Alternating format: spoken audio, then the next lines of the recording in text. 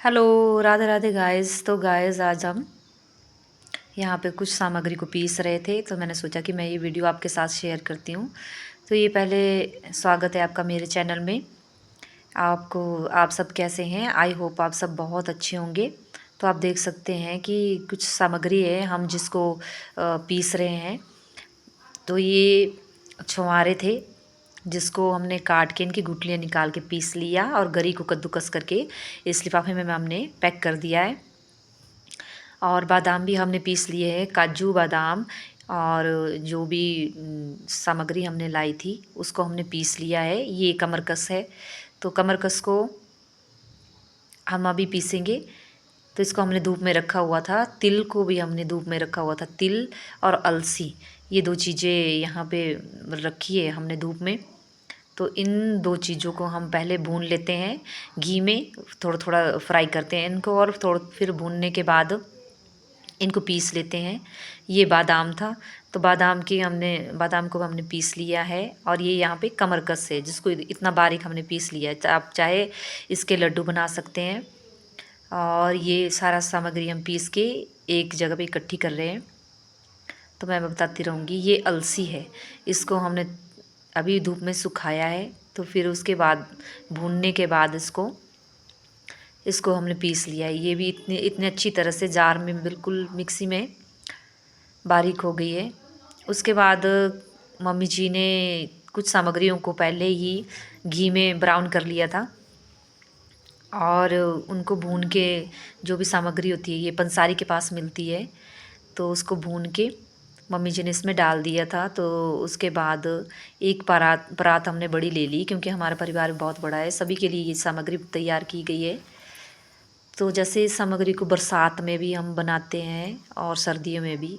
ये जितने भी हड्डियों की कमज़ोरी होती है, दिमाग के लिए बहुत अच्छी होती है। ये हमारी थकान भी दूर करती है। ये चीज़ें अक्सर खानी चाहिए। जैसे भी हम काम करने के लिए जाते हैं तो इसको खाएं तो बहुत अच्छा होता है। तो मम्मी जी इसमें इस सामग्री को मिक्स कर रहे हैं इस तरह से। ये घी में, जो हमारा देसी घी होता है घर का, उसमें अगर फ्राई की जाए, थोड़ा थोड़ा इनको भूनना पड़ता है इन सभी चीज़ों को, तब जाके इसकी खुशबू भी बहुत अच्छी आती है और ये खाने में बहुत स्वादिष्ट होता है। इसको बच्चे भी बड़े भी सब बहुत अच्छी तरीके से मतलब खुश होकर खाते हैं सभी। तो गाइस सारी सामग्री का जितना भी सामान है, जैसे गरी को हमने कद्दूकस करके इसका बुरादा बना लिया था। और इसमें नारियल की गरी को भी हम उसका भी बुरादा बना सकते हैं। और भी बादाम वगैरह जो भी है उस सारे सामान को पीसना पड़ता है। फिर इसमें अच्छी तरह से हम इसको मिलाना पड़ता है। ये देसी घी है। देसी घी थोड़ा थोड़ा करके सारे चीज़ों में मिलाना पड़ता है। अब इनको देसी घी में बादाम है या कोई और भी चीज़ें जो हमने पीसी हुई है उसको देसी घी में इस तरह से भूनना पड़ता है ताकि ये अच्छी तरह से मिल जाए। जो चीज़ें थोड़ी सी अच्छी तरह से नहीं भून पाती तो उससे स्मेल भी आनी शुरू हो जाती है। तो ये अच्छी तरह से भुन चुका है और मम्मी जी इसको मिला रहे हैं। और जैसे अलसी बहुत ही अच्छी चीज़ होती है जो हमारे शरीर के लिए बहुत अच्छी होती है। और ये देख सकते हैं आप छुहारे जो कितने बारीक पीसे हुए हैं।